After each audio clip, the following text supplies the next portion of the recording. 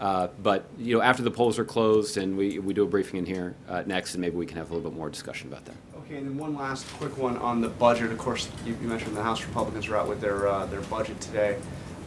It does, they claim, lead to a balanced budget at the end of 10 years.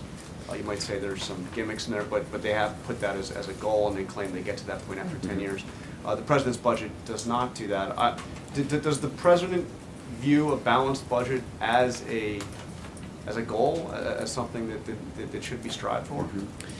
Well, the one thing that is important about the Republican budget is that it does include some gimmicks, as you pointed out, but it also does not specify the kind of draconian cuts that would be required in a lot of programs that benefit the middle class in order to attain the goal that they aspire to. So that is one element of their budget proposal that is a little questionable, to say the least, which is that they're willing to say and tout the benefits of their proposal without being candid about the kind of significant sacrifices that would be required in order to attain that goal. In this case, sacrifice means essentially sacrificing so much of the interests of the middle class in this country in a way that, in the mind of the president, would be detrimental to the country and detrimental to our economy.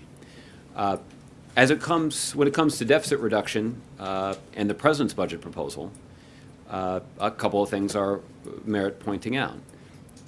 The first is that since the president has took office, we have succeeded in reducing the deficit by nearly 2/3 now. So when the president talks about deficit reduction, he's somebody who has the credibility and the record to actually discuss it because he's done it.